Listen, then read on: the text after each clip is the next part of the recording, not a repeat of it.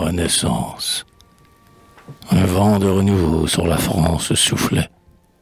Son diadème d'or se nimbait au reflet du radieux soleil qui fut la Renaissance. Le roi François Ier, par sa magnificence, n'ayant pu, dans sa soif ardente de jouir, vaincre l'Europe, au moins tâchait de l'éblouir. Chez lui, le goût des arts à la grandeur s'allie. Il attire à prix d'or du fond de l'Italie, pour les combler d'honneur, peintre napolitain, architecte lombard et sculpteur florentin. De Vinci, Del Sarto, Rosso sont à l'ouvrage. Et l'on surprend souvent, le matin, sous l'ombrage, des grands massifs touffus ou d'or Fontainebleau, le monarque. J'ai vu quelque part ce tableau, beau comme Louis IX à son lit de justice, bras dessus, bras dessous avec le primatis. Un monde de splendeur germe dans son cerveau. Il rêve tous les jours quelques projets nouveaux qu'il faut que le génie à l'instant réalise. Avec ces étrangers, la France rivalise. Peintre, sculpteur, lettré, architecte hasardier, satiriste profond, raisonneur érudit, surgissent à la voix du prince galant homme. De l'homme va cueillir des lauriers jusqu'à Rome. Celui-ci, c'est Bontemps. Celui-là, Rabelais. Palissy fouille l'or, et l'Escotte des palais. Ici, Jean Cousin lutte avec Jean de Bologne.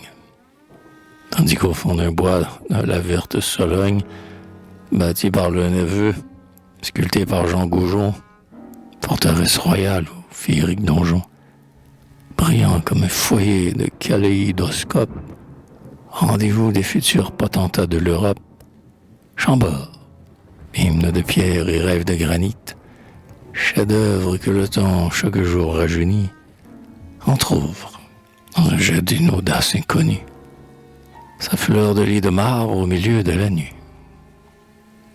Les arts ont eu leur tour, la science est le sien, tous les jours on résout quelques problèmes anciens. Enfin, tout se réveille et se métamorphose. C'était le temps marqué par une grande chose. De l'Occident lointain venaient d'étranges bruits, qui du roi chevalier souvent troublaient les nuits. On parlait à la cour de vastes découvertes, de cieux toujours sereins, de plaines toujours vertes, paradis merveilleux, Éden sans fruits amers, qu'un Génois avait fait surgir du fond des mers. On avait retrouvé la source de jouvence.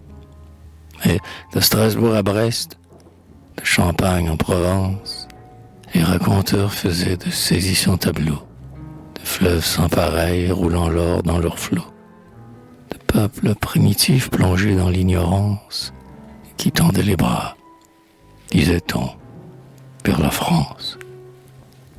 Dans les enivrements d'un succès sans égal, l'Espagne et l'Angleterre, avec le Portugal, par des redoublements de valeurs surhumaines, se taillant sur ses bords un immense domaine, au vent du nouveau monde arboraient leurs drapeaux. Allons, se dit François, plus de large repos. Ces princes-là croient-ils se partager la terre? Je voudrais bien trouver l'acte testamentaire qui leur assure ainsi l'héritage d'Adam. S'il en est un, qu'on nous le montre. En attendant, le peuple franc se doit à son rôle historique, à la France, elle aussi, sa part de l'Amérique.